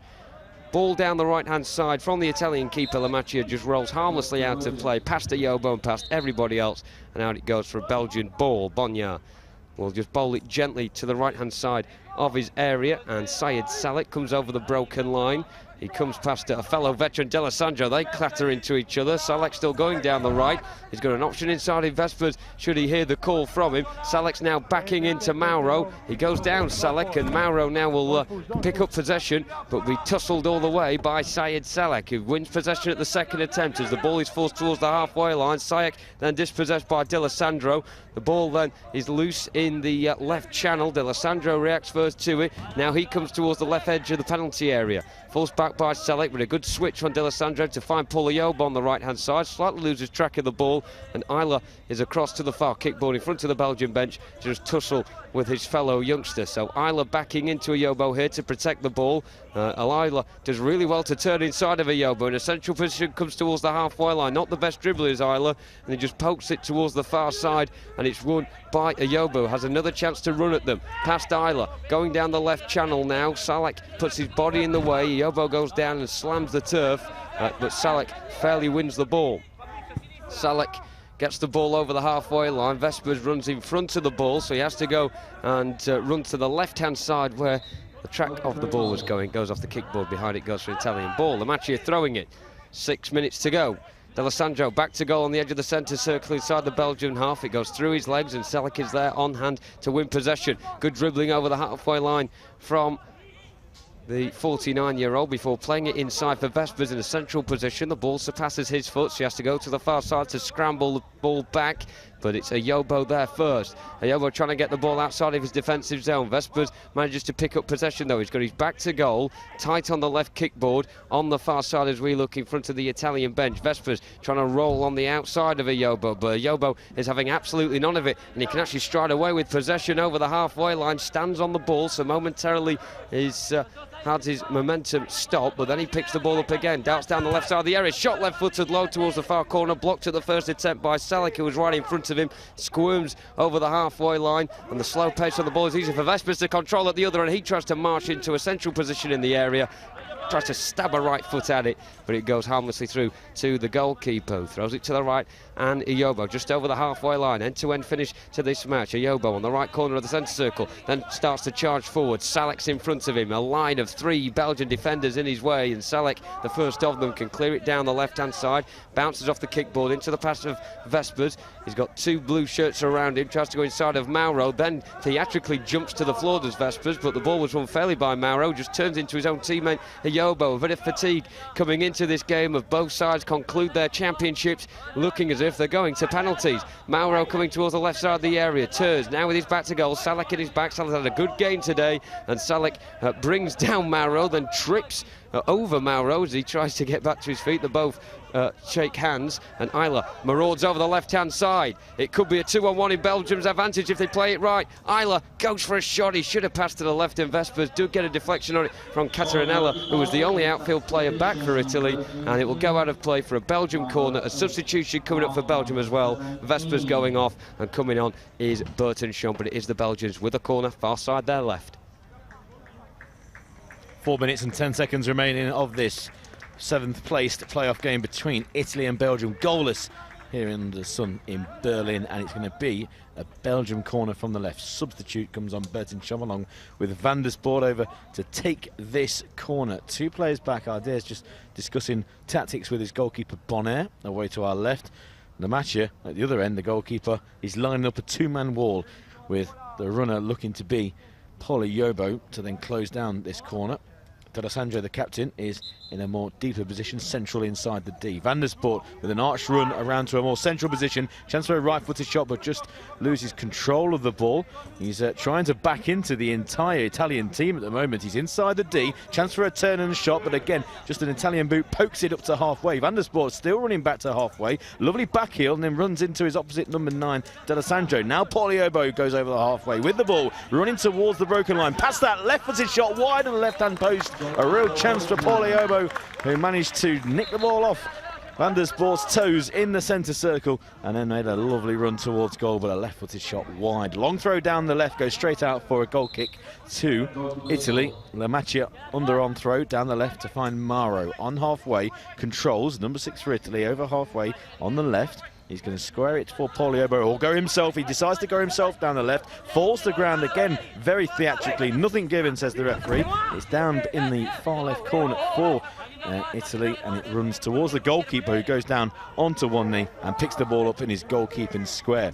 Overarm throw down the right off the kickboard for Belgium. Well collected by Bertencham, who comes towards the central position, now starts his run towards the D. Missed kick with his right foot, tries again, slides in, and it goes wide of the right-hand post. And well, if it connected with that, Jono, I think it might have gone so far, it would have hit the ruins behind the goal of the train station. So on the left-hand side, Mauro over halfway runs into Salek. Salek's had a wonderful game at the back for Belgium, it has to be said. Mauro certainly meeting Maldeney's match here, and Salek comes up with the ball towards the halfway line and then just sort of loops it to the right. Bertencham with his back to goal turns into Mauro as he cuts inside from the right, then he has to laterally run across to the left kickboard to pick up the loose ball. He does so as well, gets inside of a Yobo this time, looks very tired. Bertencham running down the centre past Mauro, Cardinella, and then pokes one towards goal as he slipped on the left corner of the goal area. He missed the shot with his left foot, but he instinctively went with it with the outside of his right instead while he was on the ground, but he pokes it wide of the far post of Marco Lamacchia's net. The ball just threateningly rolled past the face of the goal. A good effort from Bertencham the second time around with the right foot, but he stabs it wide, and that would have been a great instinctive goal from Bertencham had he got that in. Fabrizio D'Alessandro is replaced, the captain, by Massimo Delaccio.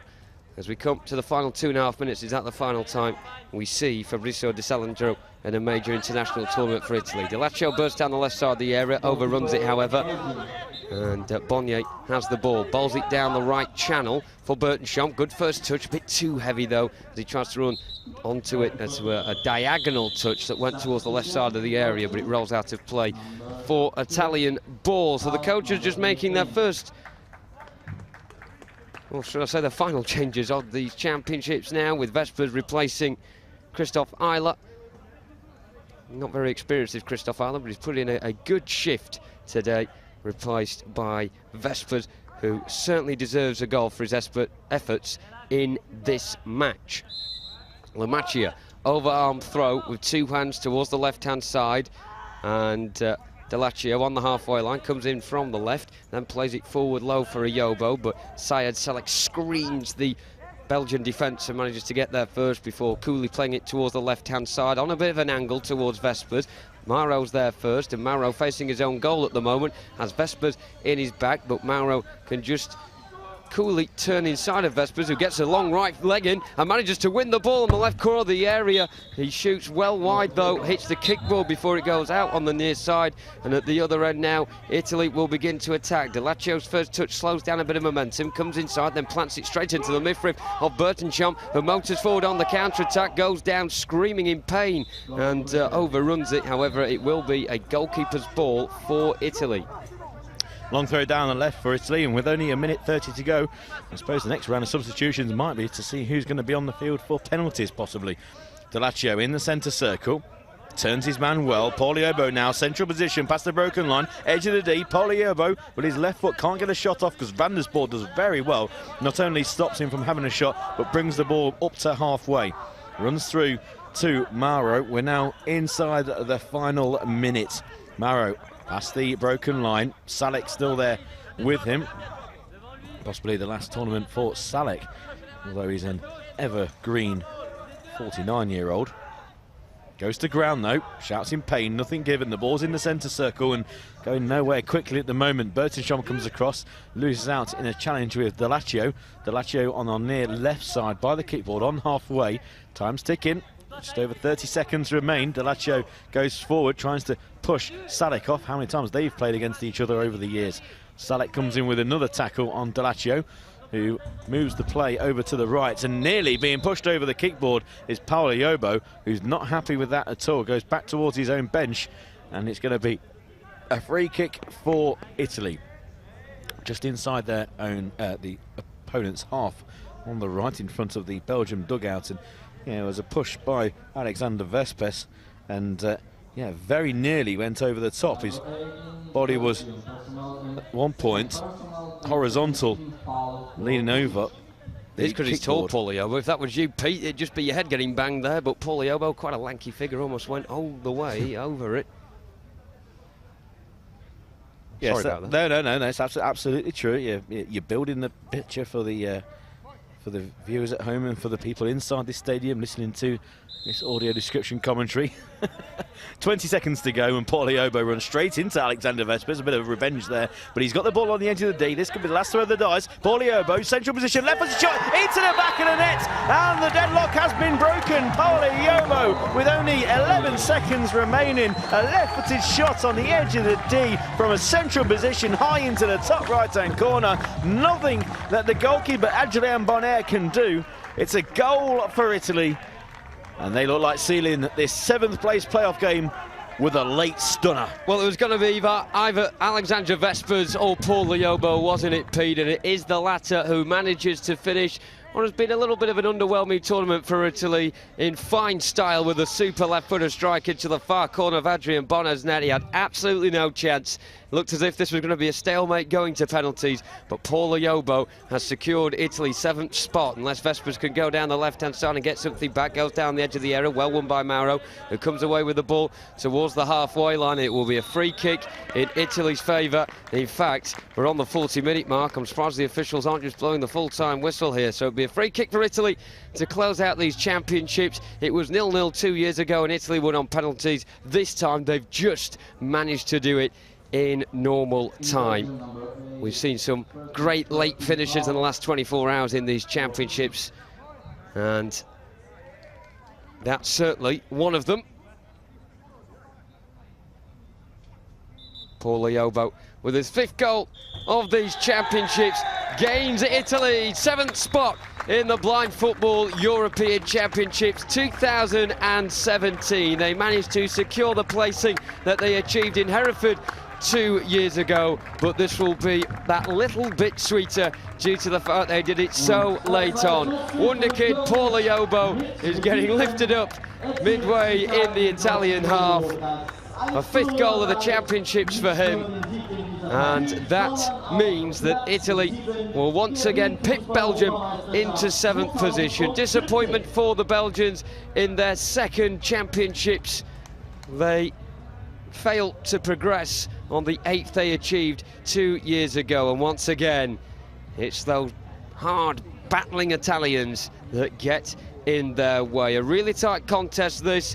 2 players, 1 for each team, the stars of the show. Alexander Vespers, the number 8 for Belgium, and number 7 Paul Liobo for Italy, eventually managing to find the back of the net. So it means full-time score here in Berlin, and finishing in 7th spot is Italy. They win this game by 1-0. Okay, it's YOLO for Liobo, as the youngsters would say. These are the trophies that the teams tomorrow are looking to win. Medals is what you get, and 7th place is what Italy have got, and it couldn't have been any later. Pete's got one of the participation medals that are on offer. We'll go back over to Jonathan Bell in a few moments when those presentations are being made. Pete, talk about leaving it right to the end. Yes, an amazing finish. Poliobo finally catches one, and it flies into the top corner. And it's fitting, actually, that Poliobo is the man to break the deadlock. Should I say boy, really, 15 years old. 5 goals for him this tournament. He's been hot and cold, but today, and especially with 10 seconds to go, he was very hot. Now here, he's been involved, hasn't he? He nearly goes over the top, but he gets his revenge on Alexander Vespers. I think it was more of the pace that he was running at. Gets back to his feet, and now look at this for a run. He beats Vespers, pushes him over. Belgium failed to clear, and Poliobo picks it up, gets into a more central position, steadies himself, and now lets fly with his left foot past the keeper and breaks the deadlock. Cracking finish from a cracking player. Well, from nearly going over the top to coming out on top, Paul Liobo and his Italian teammates will finish in 7th position. Let's go back over to our commentator now, who's going to take you through those medal presentations. It's Jonathan Bell. Thank you very much, Alan. You may have just seen, if you're watching at home, the graphic on the screen there. So close between the 2 teams in terms of shots. Belgium on 32, Italy on 31, and it was their 31st effort of the match that managed to secure them the 7th place finish. Of course, for both these teams in the future, they'll be looking to finish more in the top 5 in the coming years in these championships, of course, with World Cup positions at stake, and also pushing a bit further as well. Paralympic spots also up for grabs, the higher and higher you finish in this tournament. But for these two, they do finish in the exact same position that they did 2 years ago. And as for the Italians, it's a poignant finish from Paul Ayobo, who is certainly the star of their future, and after that goal, much the star of their present as well. Sad scenes for the Belgians on the right. Syed Salek, who's certainly been through a lot in his time. He's 50 on New Year's Day, but smiles still from Kevin van der Sport, who certainly put himself about, not just today, but in these championships as a whole, and his physical, bustling presence certainly has been a bright spark in these championships. So mixed emotions, but the Belgians could come away with a smile as well. Of course, they brought us the first ever female player in a major international tournament, with Dorian Cornelis managing to take that honour. But it's the Italians waving towards the Italian faithful on the near side, who will soon be lapping up their medals. But it's the Belgians first who take the medals, starting off with their coach Frederic Jacques Martin. Of course, he may be a bit disappointed that they haven't finished higher than the 8th that they achieved in Hereford 2015, but you have to say it is difficult for a new team coming into the blind footballing world to be able to jump straight away into those middle to high spots in the top 8 in Europe. We found that out with Romania and Georgia. Of course, this has been their first championships, and they couldn't finish any higher than 9th and 10th respectively. So Belgium must hang their heads high, and of course they'll be coming back in 2 years' time, hoping to be able to finish higher in the European standings. A good round of applause for Dorian Cornelis, who I mentioned, the first ever female to play in a blind football international championships, and unfortunately for her, she wasn't able to get on the pitch in this game. More a defensive player, and of course at the end of this match it was all about trying to find the winning goal. The man that did it though was Paul Ayobo, and it will be he and his Italian side now picking up their participation medals, finishing for a second year in a row in 7th position. And of course the Italians, one of the longest running blind football programs in Europe, formed in 1986, and Fabrizio D'Alessandro, their captain, was 15 years old at the time, and it's great to have now a player like Paul Ayobo, who is also at the age of 15, but with the blind footballing world at his feet. He is more than capable of exceeding the heights of his veteran teammate Fabrizio D'Alessandro. There's a lot of funding going into blind football now in Europe, and hopefully due to these championships being as successful as they have, it means teams like Italy will be able to nurture and produce the sort of young talent like this man Paul Ayobo in years to come. He's actually got goalkeeping gloves stuck in his shorts as well. I wonder if they've come from Adrian Bonnard as a token of well done for that strike there, defeating him right at the last with 11 seconds to go. And we mentioned Fabrizio D'Alessandro, who's been there and done that numerous times for Italy, who are mostly an experienced bunch of players. The problem for them is they haven't been able to match the likes of Germany, Spain, England and France down the years. But hopefully with the likes of Paul Ayobo and Francesco Cavallotto as well coming into the fore now for the Italian team managed by Luciano Mastrodonico, they may be getting to the higher echelons of the championship standings in future. So a round of applause all round then for Belgium and Italy. Their championships are done. Italy finishing in 7th and Belgium finishing in 8th. More or less as you were in 2015, but a bit more exciting this time with that goal, 11 seconds from time from Paul Ayobo. So as for Italy in the future, it will be more a case of out with the old and in with the new. As for Belgium, in their second ever European Championships, a lot of good there to work on in future, and of course they'll be very much happy to be qualifying for their 3rd European Championships in 2 years' time. Handshakes all round then. The final score here, Italy 1, Belgium 0. And we'll hand back to the studio, Alan March and Pete Selby. So don't forget, Belgium made history in this tournament. Their female player, Doreen Cornelis, becoming the first lady to play at a major IBSA B1 classified tournament. So well done to them at their second European Championships. Italy, well, you have to say both of these teams probably have flattered to deceive here in this tournament. I think we both expected something a little bit more, Pete. Yeah, Belgium will be disappointed with that. They had the chances in the game. They missed Alexander Vespers with another for a number of the games. They just lacking a bit of firepower, are Belgium. And Italy, well, I mentioned at half-time the changing of the guard, Deleccio and D'Alessandro being replaced by the youngsters, Cavallotto and, of course, Poliobo, who finishes on 5 goals. They've got a bright future, but for Belgium, I think it's just building for the future again. They've got a number of youngsters, but they just need a bit more firepower. Okay, two teams that don't have to worry about scoring. They've been doing it plenty. What is our next game? Germany against Turkey. It's the host versus the outgoing champions, and only one of them will be in Spain for next year's World Cup. They've been given the golden egg, and only one of them can break into it and have eggs for breakfast. We'll be back with you a little bit later.